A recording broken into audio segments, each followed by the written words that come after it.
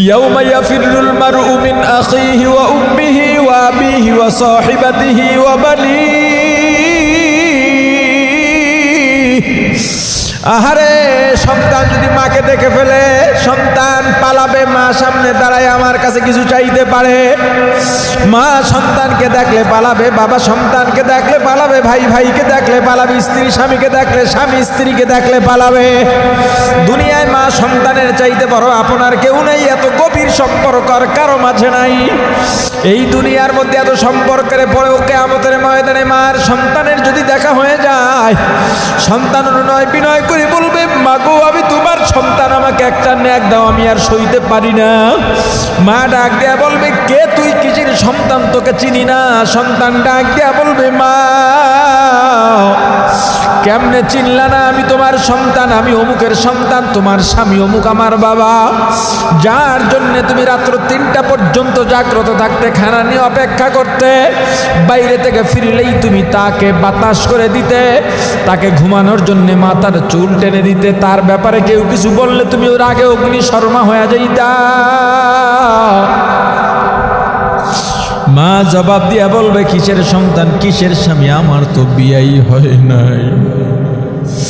আহারে কার জন্যে পাগল হইছ? নবীদের কাছে দৌড় দিবে। আহারে মুসা নবীর কাছে যাবে, মুসা নবী বলবে, আমি কিচ্ছু জানি না, নফসি নফসি। ইব্রাহিমের কাছে যাব, ইয়াকুলু ইব্রাহিমু খলিলুল্লাহ নফসি নফসি, ওয়া ইয়াকুলু ইসমাঈলু যাবিহুল্লাহ নফসি নফসি, ওয়া ইয়াকুলু ঈসা রূহুল্লাহ নফসি নফসি। কিয়ামতের ময়দানে কিসের পীর, কিসের মুরিদ, কিসের আলেম, কিসের শিক্ষিত, কিসের ডাক্তার, কিসের পুলিশ, কিসের প্রধানমন্ত্রী, কিসের রাষ্ট্রপতি, এই চেয়ারের কোনো দাম নাই, চেয়ারের কোনো দাম নাই, এই পদবীর কোনো দাম নাই। এই যে উঁচায় বইছি, তোমরা নিচায় বইছো, আপনারা নিচে আছেন, এতে কোনো দাম নাই, কোনো ব্যবধান নাই। কিয়ামতের ময়দানে সব সমান, কোনো লাভ নাই। এই অহংকারের কোনো দাম নাই, এই দামারকের কোনো দাম নাই, এই দাপটের কোনো দাম নাই, এই সম্পদের কোনো দাম নাই, এই ক্ষমতার কোনো দাম নাই।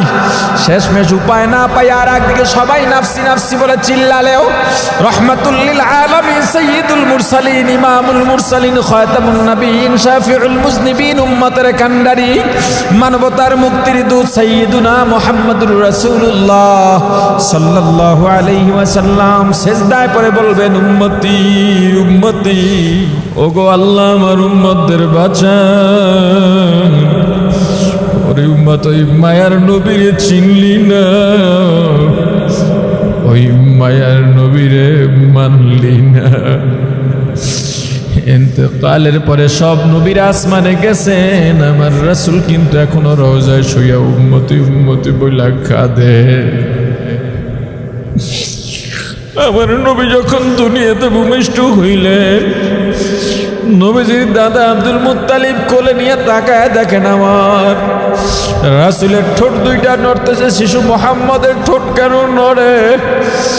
নবীজির দাদা আমার রাসূলের কান, মুখের কাছে কান নিয়ে শুনতেছেন, আমার রাসূল বলতেছেন, উম্মতি উম্মতি উম্মতি। আল্লাহ ডাক দেবেন, হে পয়গম্বর আপনার মাথা উঠান, আপনার উম্মতদেরকে ডাক দেন, আপনার উম্মতের আগে কেউ জান্নাতে প্রবেশ করতে পারবে না। আমার নবী ডাক দিবেন, আয় উম্মতের আয় আয় আয়। দুনিয়াতে আমাকে দেখো নাই, ওলামায়ে কেরামের জবানে শুনে সুন্নাত ছাড়ো নাই, আমার রওজা জিয়ারতের জন্য পাগল হইয়া থাকতে রে উম্মত, টাকা পয়সা ছিল না, যাইতেও পারো না, আয় আজকে আয়। আল্লাহর আরশের নিচে ছায়ার নিচে একটু অবস্থান কর, রোদ নাই, ঠান্ডা ঠান্ডা আরাম। আর হাউজে কাউসারের এক পেয়ালা পানি পান করাইয়া দিব, জীবনেও আর পানির পিপাসা লাগবে না। উম্মত রাসূলের ঘোষণা পাইয়া দৌড় দিবে, সব ছুটবে পঙ্গপালের মতো। প্রতিমধ্যে ফেরেশতারা বাধা দিবে, তোমরা যাইতে পারবে না, এই তোমরা যাইতে পারবে না, তোমরা যাইতে পারবে না। তারা বিকট চিৎকার দেবে, আকাশ পাতাল ভারী করে ফেলবে। ইয়া রাসূলুল্লাহ, ইয়া হাবিবাল্লাহ, দেখেন আমাদেরকে যাইতে দেয় না। আমার রাসূল বলবেন, ফেরেশতারা বাধা দিস না, আসতে দে। ফেরেশতারা বলবে, ইয়া রাসূলুল্লাহ, ইয়া হাবিবাল্লাহ, আপনি তো জানেন না আপনার ইন্তেকালের পর আপনার এই উম্মতেরা সুন্নত মানে নাই, সুন্নত মানে নাই। ওলামায়ে কেরাম এত বুঝাইছেন, হাতে পায়ে ধরে বুঝাইছেন, চোখের পানি ছেড়ে বুঝাইছেন, কিন্তু মানে নাই, বোঝে নাই, মানে নাই, বোঝে নাই, মানে নাই, বোঝে নাই। অনেকে তো আপনার নামে কটূক্তি করেছে। আহারে, যারা সুন্নত মেনেছে, সুন্নতি জামা পরেছে, টুপি দিয়েছে, দাড়ি রেখেছে, তাদেরকেও তিরস্কার করছে, দুনিয়াতে জায়গা দেয় নাই, অফিস আদালতে তাদেরকে মূল্যায়ন করে নাই। কারণ ওই খ্রিস্টানি পোশাক না পইরা গেলে মূল্যায়ন হয় নাই। অথচ মুসলমান ওর কর্মচারীদের নামাজের টাইমে নামাজ পড়তে দেয় নাই, নামাজে দাঁড়াইলে কইতে তাড়াতাড়ি করো, তাড়াতাড়ি করো। আহারে, আবার কইতে ছোট সুরা পইরা তাড়াতাড়ি চইলায়। আমার রাসূল মনে বড় ব্যথা পেয়ে বলবেন, সোহকান সোহকান সোহকান, তোরা দূর হ, তোরা দূর হ, তোরা দূর হ, তোরা আমার উম্মত না। ওরে যুবক, আমিও তো তোর মতোই যুবক রে ভাই, তুই আমার কলিজার ভাই, তোকে কি দিয়া বুঝাইলে বুঝবি আমি জানি না রে ভাই। ওরে যুবক, আমার কি গান শুনতে মনে চায় না? আমি কি দাড়িটা কামাইলে আমাকে আরো জোয়ান মনে হবে সেটা কি আমি বুঝি না? আল্লাহ যেই কণ্ঠ আমাকে দান করছেন, গান গাইয়া তো বড় দুনিয়ার লেভেলে বড় নাম কামাইতে পারতাম। ওরে যুবক, কিন্তু লক্ষ্য করে দেখছি কোনো লাভ নাই। এখনই মারা যাইতে পারি, মারা যাব, আর দুনিয়ার রং তামাশা, দুনিয়ার কেচ্ছা কাহিনী সব শেষ হয়ে যাবে। ওরে যুবক, কার মায়ায় পরে আজকে আমার রাসূলকে আঘাত দাও। ওই জান্নাত, ওই কিয়ামতের ময়দানে কঠিন সময় যদি হাউজে কাউসার পাইতে চাও, জান্নাতের গুণাগুণ অর্জন করা লাগবে কি লাগবে না? জান্নাত বড় শান্তির জায়গা। দুনিয়ায় যারা দুনিয়াবি কষ্ট সহ্য করেও আমার রাসূলকে মানবে, আল্লাহর বিধান মানবে, ইখলাসের সঙ্গে রাসূলের আদর্শ মেনে চলতে পারবে, তারা পরকালে জান্নাতই পাবে, জান্নাত পাবে, হাউজে কাউসারও পাবে। হাউজে কাউসার কি? হযরত আনাস রাদিয়াল্লাহু তাআলা আনহু বর্ণনা করেন, আমরা কিছু সাহাবী নবীজির সামনে বসা ছিলাম। নবীজি কাত হয়ে শুয়েছিলেন, চক্ষু বন্ধ ছিল, নবীজি ঘুমান নাই, কি যেন ধ্যান করতেছিলেন। আমরা বুঝতেছিলাম আমরা চুপচাপ বসে আছি। কিছুক্ষণ পর নবীজি উঠে বসলেন এবং মুস্কি হাসলেন।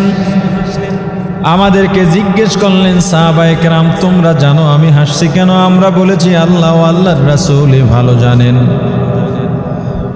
নবীজি জবাব দিয়া বললেন, একটা সুসংবাদ আছে। কি আছে? এইমাত্র জিবরাইল এসেছিলেন, আল্লাহ রাব্বুল আলামিন আমার উপর একটা সূরা নাজিল করেছেন, ইন্না আ'তাইনাকাল কাউসার ফাসাল্লি লিরাব্বিকা ওয়ানহার ইন্না শানিআকা হুয়াল আবতার। আল্লাহ আমাকে হাউজে কাউসার দান করেছেন। হে সাহাবায়ে কেরাম, তোমরা জানো হাউজে কাউসার কি? সাহাবায়ে কেরাম আবারও জবাব দিলেন, আল্লাহ ও আল্লাহর রাসূলই ভালো জানেন। রাসূল বললেন, হাউজে কাউসার জান্নাতের একটা নহর। এটা মিরপুরের কোনো ময়লাযুক্ত ড্রেন নয়। হাউজে কাউসারের তলদেশ থেকে দুই ধার হীরা জহরাত মণি মুক্তার পাথর দিয়ে বাধাই করা থাকবে। একটা ধুলাকণাও থাকবে না, বালু ময়লাও থাকবে না।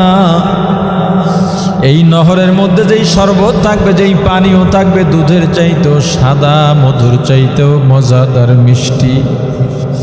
উপর থেকে নিচ পর্যন্ত দেখা যাবে। একবার যে পান করবে সারা জীবনেও আর পানির পিপাসা লাগবে না।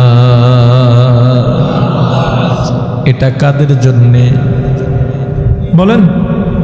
জান্নাতীদের জন্যে। কাদের জন্যে? কিয়ামতের ময়দান, কঠিন হাসরের ময়দান, সব পাগল হয়ে থাকবে। সূর্যটা প্রত্যেকটা মানুষের 1 মাইল কাছে চলে আসবে, 1 মাইল দূরত্বে থাকবে, এর বেশি নয়। সূর্যের মধ্যে 9টা মতান্তরে 13টা ছিদ্র আছে। দুনিয়া এই জমিন থেকে সূর্যের দূরত্ব 9,30,00,000 মাইল দূরে।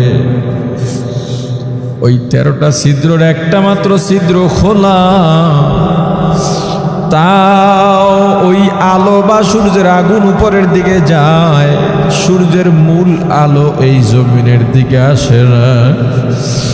দৈনিক 70,000 রহমতের ফেরেশতারা সূর্যের আগুনের উপরে পানি ঢালতেছে। এরপরও রৌদ্র তাপ সহ্য করতে পারি না। এই সময় তো বৃষ্টিতে সব ডুবে থাকার কথা। আমাদের এলাকার ফসলি যে জমি আছে, ধানি জমি, যাতে ধান লাগাবে, কৃষকরা পাগল পারা হয়ে আছে। বারবার নামাজ আদায় করে, আল্লাহর দরবারে কান্নাকাটি করে। এতদিনে সব কাজবাজ সেরে উঠে যাইতো, 2-3 মাস পরে, 4 মাস পরে ধান কাটতে যাইতো। এখন বিল পানিতে থই থই করার কথা, কিন্তু মাটি ফেটে চৌচির হয়ে আছে। সৌদির মতো গরম, মানুষ ঘরে থাকতে পারে না। আবার এখন কারেন্টও ঠিক মতো থাকে না, পাগলের মতো হয়ে যায়, মনে হয় যেন গরমে মারা যাবে। আমরা হলাম ওই মুনাফিকের মতো। নবীজির জমানায় এক মুনাফিক আর এক মুমিন এর বাড়ি ছিল পাশাপাশি, মাঝে একটা ওয়াল।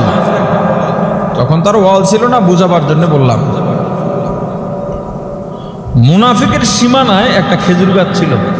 ওই খেজুর গাছ বাঁকা হয়ে উপরের উপরিভাগটা ছিল মুমিন বাড়ির উপরে ঝুঁকেছিল। তাহলে খেজুর পেকে পড়লে কার বাড়িতে পড়বে? ছোট ছেলে মেয়েরা ওরা কিন্তু হালাল হারাম বুঝে না, ভালো মন্দ বুঝে না। ও আগুনেও হাত দিতে পারে, পানিতেও ঝাঁপ দিতে পারে, এটা ওর কোনো ব্যাপার না। যখন মুনাফিকের খেজুর গাছের খেজুর পেকে ঝরে পড়তো, মুমিনের বাড়িতেই পড়তো। এই সুযোগে মুমিন ব্যক্তির ছোট ছোট ছেলে মেয়েরা ওই খেজুরগুলো টোকায় খেয়ে ফেলত। ওরা তো আর হালাল হারাম বুঝে না। ওদের কাছে আপনি খাবার দিবেন তো খাবে, আপনার টাকা আছে কি নাই এটা আপনার ছোট ছেলে মেয়ে বুঝবে না। বাজারে গেছেন তো দোকানে দেখাই দেবে আমি ওইটা খাবো। আমার ছেলেকে নিয়ে একদিন দোকানে গেছি, কি নেবা বলে সব নেব। ওরা তো এরকমই।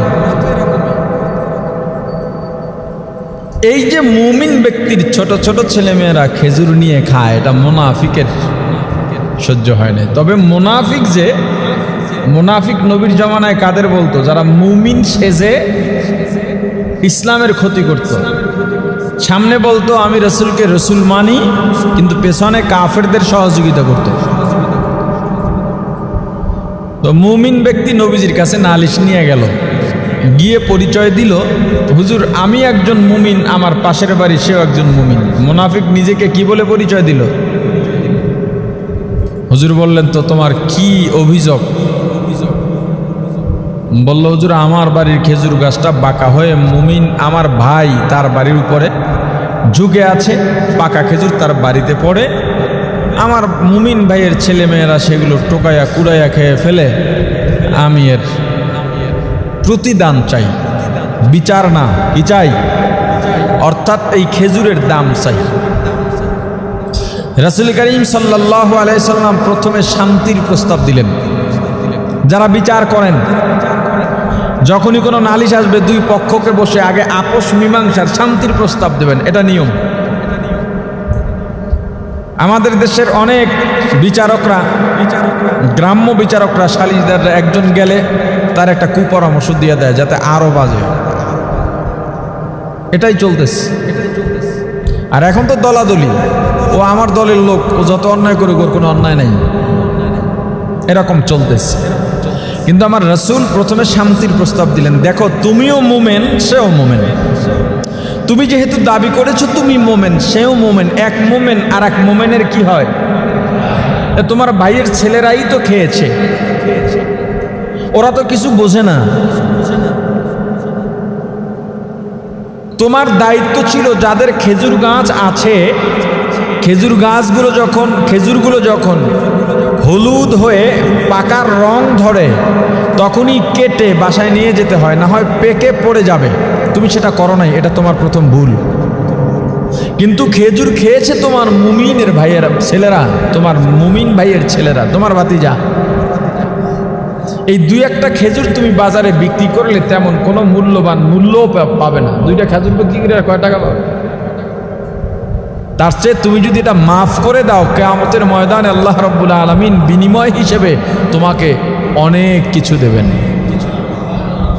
এবার মুনাফিকের মুনাফিকি প্রকাশ হয়ে গেল। হুজুর, আপনি যে প্রস্তাব দিয়েছেন ভালো আমি জানি, কিন্তু কিয়ামতের ময়দানে বা আখেরাতে যত বেশি পাই না কেন সেটা হলো বাকি, আর এখন মূল্য যত ক্ষুদ্রই হোক না কেন সেটা নগদ।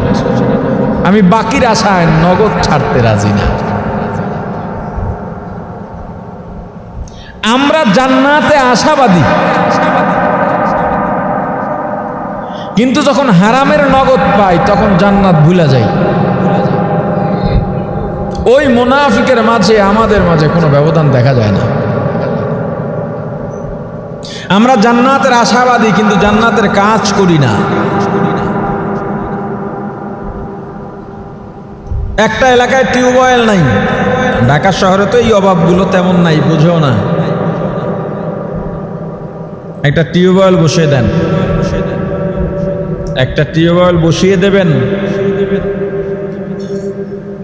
20, 30, 40, 50 হাজার টাকা খরচ হবে। যদি সামর্থ্য থাকে একটা টিউবওয়েল বসিয়ে দেন গ্রামে, কিয়ামতের ময়দানে দেখবেন সওয়াব দুনিয়া জোড়া, পাহাড়ের সওয়াব, শুধু সওয়াবের পাহাড় হয়ে আছে। নগদ 50,000 যায়, এই জন্যে সয় না, বা ওটা তো বাকি।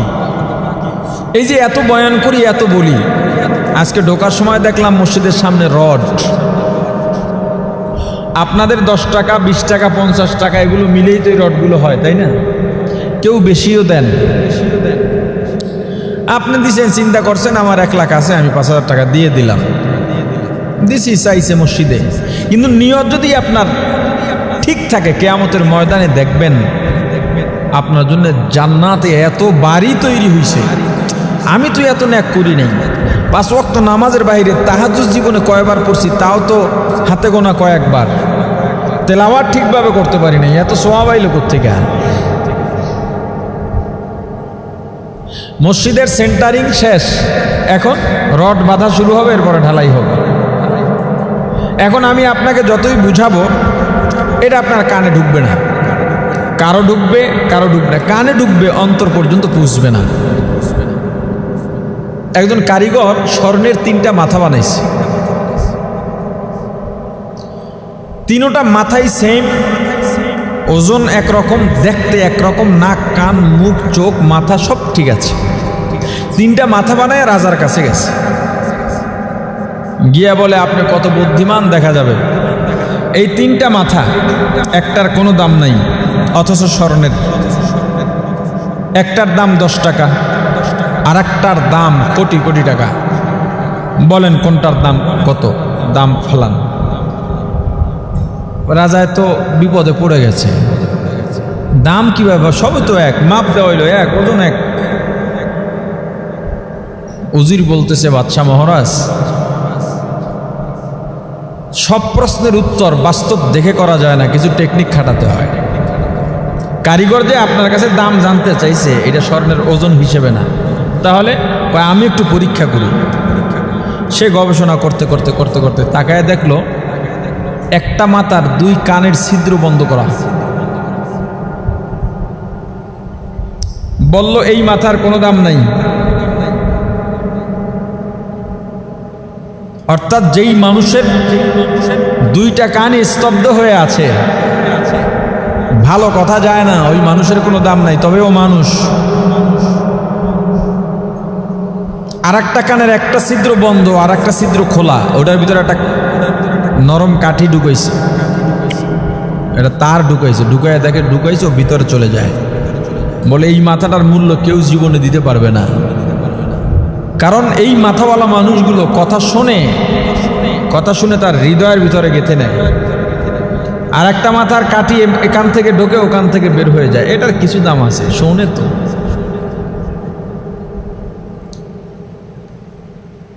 আপনাদের দান দক্ষিণায়, আপনাদের সহযোগিতায়, এলাকার মানুষের সহযোগিতায় এই মসজিদ এত দূর হয়েছে, আলহামদুলিল্লাহ, এটা ঠিক আছে। কিন্তু এই এলাকায় খুঁজতে গেলে বিল্ডিং বেশি না টিনের ঘর বেশি বলেন? এখানে স্থানীয় যারা স্থানীয়ভাবে, অর্থাৎ এখানে যারা এখন বসতি গেড়েছেন, বাড়িওয়ালা আছেন, দেখা যাবে 90% মানুষ স্বাবলম্বী। কিন্তু যতই বুঝাবো বুঝবে না, তার মানে আমার ওয়াজ কি বন্ধ হবে? মুনাফিক যখন বলল আমি বাকির আশায় নগদ হারাইতে রাজি না, নবীজি সাল্লাল্লাহু আলাইহি সাল্লাম একটু নড়বড়ে, মানসিকভাবে একটু যেই প্রস্তুতিটা ছিল ওটার থেকে নড়বড়ে হয়ে গেলেন। ব্যাপার কি, মোমেন, অথচ আমার কথা মানলো না। তার মানে কি, হুজুররা ওয়াজ করে, সবাই ওয়াজ, এখন আর ওয়াজে আগের মতো অ্যাকশন হয় না। তার মানে হুজুরকে ওয়াজের দোষ থাকতে পারে, ওয়াজকারীর ওয়াজকারীর ভিতরে সমস্যা থাকতে পারে। কিন্তু আপনি লাগাইলেন কলা গাছ, চান আম গাছ, হুজুর দোয়া করছে, আপনি বললেন হুজুরের দোয়া অ্যাকশন নাই, এটা তো হবে না। আপনি কলা গাছ লাগাইয়া ভালো কলার আশা করতে পারেন, এজন্য দোয়া করাইতে পারেন। আল্লাহ আয়াত নাজিল করলেন, ফাদাক্কির ইন্না ফাআতিদ যিকরা। হে মুহাম্মদ সাল্লাল্লাহু আলাইহি সাল্লাম, আপনি ওয়াজ করতে থাকেন। মুনাফিক আপনার ওয়াজ শুনে নেয়, তাতে কি? আপনি তো শুধু বললে ওয়ালা, ইন্নামা আনতা মুযাক্কির লাস্তা আলাইহিম বিমুসাইতির। আপনি তো শুধু বলবেন, ইন্নাকা লা তাহদি মান আহবাবতা। আপনি তো হেদায়েতের মালিক না। হেদায়েতের মালিক কে? আপনি বলেন, ওলামায়ে কেরাম বলতে থাকবে, আপনি যত না শুনবেন বলতেই থাকবে, এটাই ওলামায়ে কেরামের দায়িত্ব। অনেক সময় অনেকে বলে, হুজুর এই কথাটা বারবার বলার কি আছে, একবার তো বলছেন, শুনছি তো। হ্যাঁ, আল্লাহ বলেছেন বলতে, কোরআনের 30 পারা বলা শেষ, আবার তো 30 পারাই বলতে হবে নাকি? নিজে নাজিল আবার নতুন করে নাজিল হবে? যে হাদিসগুলো আছে এর বাইরে কি কোনো হাদিস তৈরি করা যাবে? ওগুলোই বলতে হবে, বারবার বলতে হবে। শোনা না শোনা, মানা না মানা তোমার দায়িত্ব।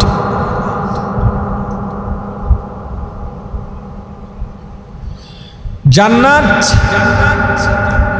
ছোট জান্নাত যে পাবে, সারা দুনিয়ার 10টার সমান হবে সেই জান্নাত। কত জায়গা লাগবে তোমার যারা জবরদখল করো। দাদা থেকে আসছেন, বাবা থেকে আসছেন, এখন আমি থাকি, হঠাৎ করে একটা ওয়ারিশ বের হইছে, কাগজপত্রে দেখা গেছে বিএস হইছে, এখানে আমার দাদার নামে বিএস হইছে, ওয়ারিশ সূত্রে আমি কিছু পাই, বাস ওখানে গিয়ে নাক ঢুকানোর চেষ্টা করে। জানি না এদিকের কি অবস্থা, আমাদের কুয়াকাটা এটা অহরহ, কারণ কুয়াকাটার জমির দাম বেড়ে গেছে। আমার কাছে একজনে আসছে সেদিন, আমি তো বাড়িতেই থাকি এখন, এখন আসছি কুয়াকাটার থেকে, আবার জুমা পড়ে চলে যাব, জুমার জন্যই আসি, বাড়িতে কাজ আছে কিছু, এই জন্য। একজন আসছে, বাড়ি থাকি, কিছু মানুষ আসে বিচার টিচার নিয়ে, নালিশ টালিশ নিয়ে আসে। একজন আসছে, অমুক জায়গায় একটা জায়গা আছে, তুমি কিছু টাকা দাও, তো মিলে রাখলে এত এত লাভ হবে। কেমনে জায়গাটা হলো? কয়টা অমুকদের দখলে আছে, বহু বছর দলিল নেই, বিএস অমুকের নামে হয়েছে। আমি বলছি, বিএস যার নামে হোক, যার বাপের নামে হোক, যেই লোকরা আছে, এই জায়গাটা কিনছে কিনা, তারা যাদের নামে ছিল তাদের থেকে কিনছে কিনা? বলে হ্যাঁ কিনছে। তাহলে বিএস আর একজনের নামে, তো দুনিয়ার একটা কাগজ ছেড়ে, কিন্তু জায়গার মালিক তো যে আছে সেই তো, সে তো জবরদখল করে থাকে নাই। তোমার দিয়া বিচার ব্যবস্থা হবে না, তোমার কথা আদালত মানবে না। আমি বলছি, আমি দুনিয়ার আদালত মানবে কি মানবে না, মিলবে কি মিলবে না, ওটা আমার দেখার দরকার নাই। হারামের পক্ষে রায় দেওয়ার কোন শক্তি কোন ইমানদারের থাকার কথা নয়। দরকার নাই দখলবাজির, মারামারির, কাটাকাটির। 10টা জান্নাত পাবো, 10টা দুনিয়ার সমান জান্নাত পাবো ছোটটা। বারবার বলি এখন মারা যাব, দুনিয়ার মোহমায়া, আত্মীয় স্বজন, স্ত্রী সন্তানের মোহমায়া। এখনো ভাবি, আজকেও আস্তে আস্তে ভাবছি, হঠাৎ করে ভাবতে গিয়া চোখের থেকে পানিও পড়েছে যে আরে আমি এখন মারা গেলে আমার ছোট ছোট ছেলে মেয়েদের মা করবে কেমন।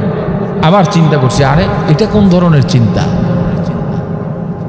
আমাকে যেই আল্লাহ এখানে এনেছেন সেই আল্লাহ তো আছেন নাকি না চলে গেছেন? আমার বাবা তো টাকা পয়সা দিয়ে আমাদেরকে পড়াইতে পারেন নাই, বড় অভাবে সংসার কেটেছে, বড় কষ্টে লেখাপড়া করেছি, মাদ্রাসায় 2 বেলা খাবার খেয়েছি, সপ্তাহে একদিন আলুও কিনতে পারি নাই, শুধু পাতলা ডাউল আর ভাত, তাতে পেটও ভরে নাই। আজকে তো না খাইয়া থাকি না, বরং আমাদের উসিলায় আরো বহু মানুষ খেয়ে থাকে আল্লাহর রহমতে। সেই আল্লাহ তো আছেন না? আবার এখনই মারা যাব, এই যে যাদের জন্য কান্নাকাটি করি, এত পরিশ্রম করি, এই মারা যাব, এই যে সম্পর্ক শেষ, সারা জীবনের তরে শেষ, আর সম্পর্কের জোড়া লাগবে না। কি দিয়া বুঝাইলে বুঝবেন? নিজেকেই তো নিজে বুঝাইতে পারি না, আপনাকে বলি কিভাবে? মুখে বারবার বলি স্ত্রী সন্তান যটুক দরকার আমি দিয়ে বাকিগুলো দান করে যাব। আসলে কি আমি পারবো সেটা? নিজের সাথে নিজে যুদ্ধ করতেছি। আর এটাও বলি এটা আমাকে করতেই হবে। আমি কার জন্য রেখে যাব? কার জন্য করব? কি লাভ? যে কোনো মুহূর্তে মারা যেতে পারি, কি হবে এগুলো দিয়ে? কেন বুঝি না আমাদের মানসিকতা, আমাদের ঈমানের অবস্থা এত নিচে নেমেছে। সমস্যাটা হলো মাহফিলের আয়োজন হয় না। মাহফিল অনেক দূর দূরান্ত থেকে অনেক মানুষ যায় কষ্ট করে ওয়াজ শুনতে। আবার কেউ এই মাহফিল উপলক্ষে দোকান বসায় ব্যবসা করতে, সে ওয়াজও শোনে না, ব্যবসা করে, তার ব্যবসা হয়েছে। যে মাহফিল শুনতে এসেছে তারও ব্যবসা হয়েছে। দুইজনার ব্যবসার ধরন ভিন্ন, দুইজনার উপকার দুই জায়গায়। একজন সাময়িক আনন্দ পাবে, আর একজন এই দুনিয়ার সামান্য কষ্ট সহ্য করে যেতে পারলেই অনন্তকালের শান্তি, তার নাম জান্নাত। জান্নাতীরা হাউজে কাউসার পাবে। হাউজে কাউসার কি? হযরত আনাস রাদিয়াল্লাহু তাআলা আনহু বর্ণনা করেন, আমরা কিছু সাহাবী নবীজির সামনে বসা ছিলাম। নবীজি কাত হয়ে শুয়েছিলেন, চক্ষু বন্ধ ছিল, নবীজি ঘুমান নাই, কি যেন ধ্যান করতেছিলেন। আমরা বুঝতেছিলাম আমরা চুপচাপ বসে আছি। কিছুক্ষণ পর নবীজি উঠে বসলেন এবং মুস্কি হাসলেন। আমাদেরকে জিজ্ঞেস করলেন, সাহাবায়ে কেরাম তোমরা জানো আমি হাসছি কেন? আমরা বলেছি আল্লাহ ও আল্লাহর রাসূলই ভালো জানেন।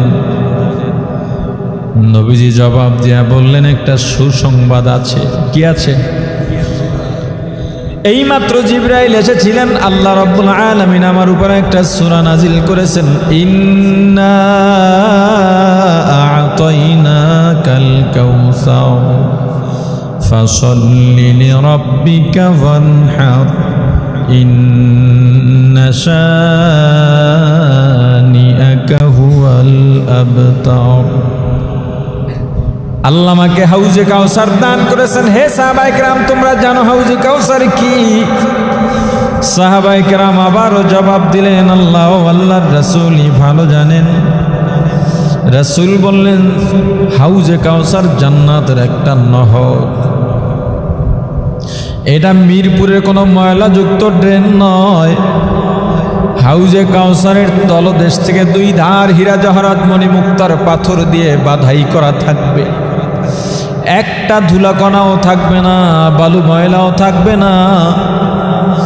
এই নহরের মধ্যে যেই শরবত থাকবে, যেই পানিও থাকবে, দুধের চাইতেও সাদা, মধুর চাইতেও মজাদার মিষ্টি। উপর থেকে নিচ পর্যন্ত দেখা যাবে। একবার যে পান করবে সারা জীবনে আর পানির পিপাসা লাগবে না। এটা কাদের জন্যে বলেন? জান্নাতীদের জন্যে। কাদের জন্যে? কিয়ামতের ময়দান, কঠিন হাসরের ময়দান, সব পাগল হয়ে থাকবে। সূর্যটা প্রত্যেকটা মানুষের 1 মাইল কাছে চলে আসবে, 1 মাইল দূরত্বে থাকবে, এর বেশি নয়। সূর্যের মধ্যে 9টা মতান্তরে 13টা ছিদ্র আছে। দুনিয়া এই জমিন থেকে সূর্যের দূরত্ব 9,30,00,000 মাইল দূরে। ওই 13টা ছিদ্রের একটা মাত্র ছিদ্র খোলা, তাও ওই আলো বা সূর্যের আগুন উপরের দিকে যায়, সূর্যের মূল আলো এই জমিনের দিকে আসে না। দৈনিক 70,000 রহমতের ফেরেশতারা সূর্যের আগুনের উপরে পানি ঢালতেছে। এরপরও রৌদ্র তাপ সহ্য করতে পারি না। এই সময় তো বৃষ্টিতে সব ডুবে থাকার কথা। আমাদের এলাকার ফসলি যে জমি আছে, ধানি জমি, যাতে ধান লাগাবে, কৃষকরা পাগল পারা হয়ে আছে, বারবার নামাজ আদায় করে, আল্লাহর দরবারে কান্নাকাটি করে। এতদিনে সব কাজবাজ সেরে উঠে যাইতো, 2-3 মাস পরে, 4 মাস পরে ধান কাটতে যাইতো। এখন বিল পানিতে থই থই করার কথা, কিন্তু মাটি ফেটে চৌচির হয়ে আছে, সৌদির মতো গরম, মানুষ ঘরে থাকতে পারে না। আবার এখন কারেন্টও ঠিক মতো থাকে না, পাগলের মতো হয়ে যায়, মনে হয় যেন গরমে মারা যাবে। আর কিয়ামতের ময়দান 9,30,00,000 মাইল দূরে, সূর্য থাকবে না। আহারে 1 মাইল কাছে চলে আসবে, একটা ছিদ্র না 13টা ছিদ্র সব খোলা থাকবে। একজন ফেরেশতা মনের ভুলে 1 ফোঁটা পানিও ছাড়বি না।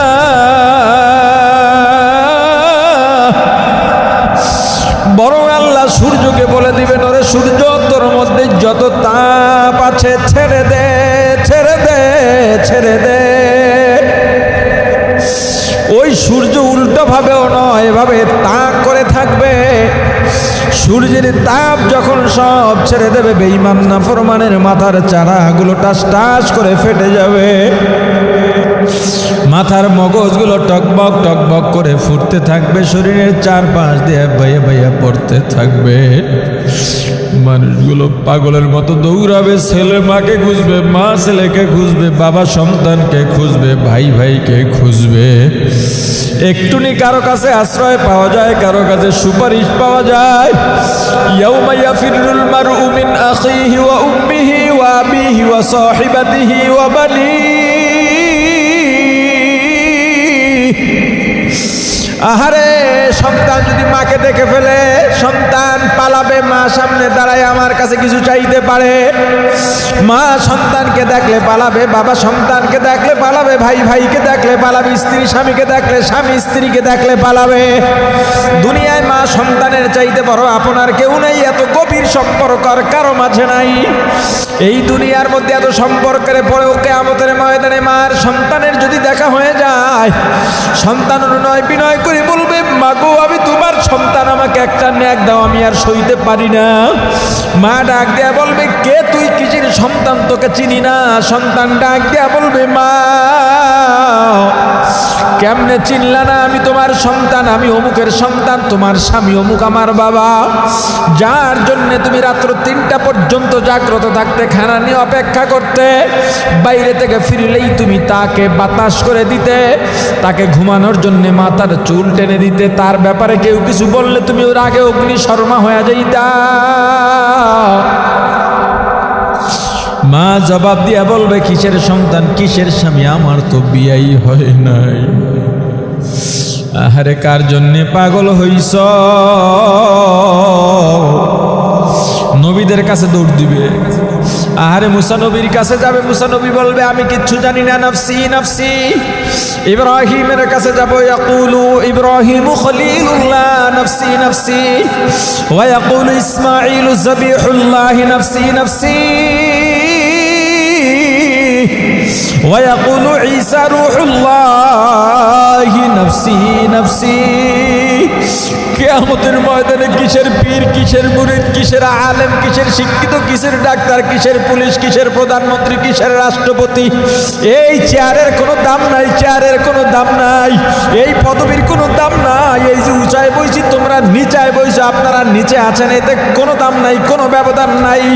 কিয়ামতের ময়দানে সব সমান, কোনো লাভ নাই। এই অহংকারের কোনো দাম নাই, এই দামারকের কোনো দাম নাই, এই দাপটের কোনো দাম নাই, এই সম্পদের কোনো দাম নাই, এই ক্ষমতার কোনো দাম নাই। শেষমেশ উপায় না পাই আর একদিকে সবাই নাফসি নাফসি বলে চিল্লালেও রহমাতুল লিল আলামিন সাইয়্যিদুল মুরসালিন ইমামুল মুরসালিন খাতামুন নবিয়্যিন শাফিউল মুজনিবিন উম্মতের কান্ডারি মানবতার মুক্তির দূত সাইয়্যিদুনা মুহাম্মদুর রাসূলুল্লাহ সাল্লাল্লাহু আলাইহি ওয়াসাল্লাম সিজদায় পড়ে বলবেন, উম্মতি উম্মতি, ওগো আল্লাহ আমার উম্মতদের বাঁচান। ওরে উম্মত, ওই মায়ার নবীরে চিনলি না, ওই মায়ার নবীরে মানলি না। ইন্তেকালের পরে সব নবীর আসমানে গেছেন, আমার রাসূল কিন্তু এখনো রওজায় শুইয়া উম্মতি উম্মতি বইলা কাঁদে। আমার নবী যখন দুনিয়াতে ভূমিষ্ঠ হইলেন, নবীজির দাদা আব্দুল মুত্তালিব কোলে নিয়ে তাকায় দেখেন আমার রাসূলের ঠোঁট দুইটা নড়তেছে, শিশু মুহাম্মদের ঠোঁট কেন নড়ে? নবীজির দাদা আমার রাসূলের কান মুখের কাছে কান নিয়ে শুনতেছেন, আমার রাসূল বলতেছেন, উম্মতি উম্মতি উম্মতি। আল্লাহ ডাক দেবেন, হে পয়গম্বর আপনার মাথা উঠান, আপনার উম্মতদেরকে ডাক দেন, আপনার উম্মতের আগে কেউ জান্নাতে প্রবেশ করতে পারবে না। আমার নবী ডাক দিবে, না উম্মতের আয় আয় আয়, দুনিয়াতে আমাকে দেখো নাই, ওলামায়ে কেরামের জবানে শুনে সুন্নাত ছাড়ো নাই, আমার রওজা জিয়ারতের জন্য পাগল হয়ে থাকতে রে উম্মত, টাকা পয়সা ছিল না, যাইতেও পারো না, আয় আজকে আয়। আল্লাহর আরশের নিচে ছায়ার নিচে একটু অবস্থান কর, রোদ নাই, ঠান্ডা ঠান্ডা আরাম। আর হাউজে কাউসারের এক পেয়ালা পানি পান করাইয়া দিব, জীবনেও আর পানির পিপাসা লাগবে না। এই হাউজে কাউসার পাবে জান্নাতীরা। উম্মত রাসূলের ঘোষণা পাইয়া দৌড় দিবে, সব ছুটবে পঙ্গপালের মতো। প্রতিমধ্যে ফেরেশতারা বাধা দিবে, তোমরা যাইতে পারবে না, এই তোমরা যাইতে পারবে না, তোমরা যাইতে পারবে না। তারা বিকট চিৎকার দেবে, আকাশ পাতাল ভারী করে ফেলবে। ইয়া রাসূলুল্লাহ, ইয়া হাবিবাল্লাহ, দেখেন আমাদেরকে যাইতে দেয় না। আমার রাসূল বলবেন, ফেরেশতারা বাধা দিস না, আসতে দে। ফেরেশতারা বলবে, ইয়া রাসূলুল্লাহ, ইয়া হাবিবাল্লাহ, আপনি তো জানেন না আপনার ইন্তেকালের পর আপনার এই উম্মতেরা সুন্নত মানে নাই, সুন্নত মানে নাই। ওলামায়ে কেরাম এত বুঝাইছেন, হাতে পায়ে ধরে বুঝাইছেন, চোখের পানি ছেড়ে বুঝাইছেন, কিন্তু মানে নাই, বোঝে নাই, মানে নাই, বোঝে নাই, মানে নাই, বোঝে নাই। অনেকে তো আপনার নামে কটূক্তি করেছে। আহারে, যারা সুন্নত মেনেছে, সুন্নতি জামা পরেছে, টুপি দিয়েছে, দাড়ি রেখেছে, তাদেরকেও তিরস্কার করছে, দুনিয়াতে জায়গা দেয় নাই, অফিস আদালতে তাদেরকে মূল্যায়ন করে নাই। কারণ ওই খ্রিস্টানি পোশাক না পইরা গেলে মূল্যায়ন হয় নাই। অথচ মুসলমান ওর কর্মচারীদের নামাজের টাইমে নামাজ পড়তে দেয় নাই, নামাজে দাঁড়াইলে কইতে তাড়াতাড়ি করো, তাড়াতাড়ি করো। আহারে, আবার কইতে ছোট সুরা পড়া তাড়াতাড়ি চইলায়। আমার রাসূল মনে বড় ব্যথা পেয়ে বলবেন, সোহকান সোহকান সোহকান, তোরা দূর হ, তোরা দূর হ, তোরা দূর হ, তোরা আমার উম্মত না। ওরে যুবক, আমিও তো তোর মতোই যুবক রে ভাই, তুই আমার কলিজার ভাই, তোকে কি দিয়া বুঝাইলে বুঝবি আমি জানি না রে ভাই। ওরে যুবক, আমার কি গান শুনতে মনে চায় না? আমি কি দাড়িটা কামাইলে আমাকে আরো জোয়ান মনে হবে সেটা কি আমি বুঝি না? আল্লাহ যেই কণ্ঠ আমাকে দান করছেন, গান গাইয়া তো বড় দুনিয়ার লেভেলে বড় নাম কামাইতে পারতাম। ওরে যুবক, কিন্তু লক্ষ্য করে দেখছি কোনো লাভ নাই। এখনই মারা যাইতে পারি, মারা যাব, আর দুনিয়ার রং তামাশা, দুনিয়ার কেচ্ছা কাহিনী সব শেষ হয়ে যাবে। ওরে যুবক, কার মায়ায় পরে আজকে আমার রাসূলকে আঘাত দাও। ওই জান্নাত, ওই কিয়ামতের ময়দানে কঠিন সময় যদি হাউজে কাউসার পাইতে চাও, জান্নাতের গুণাগুণ অর্জন করা লাগবে কি লাগবে না? জান্নাত বড় শান্তির জায়গা। দুনিয়ায় যারা দুনিয়াবি কষ্ট সহ্য করেও আমার রাসূলকে মানবে, আল্লাহর বিধান মানবে, ইখলাসের সঙ্গে রাসূলের আদর্শ মেনে চলতে পারবে, তারা পরকালে জান্নাত পাবে, হাউজে কাউসারও পাবে।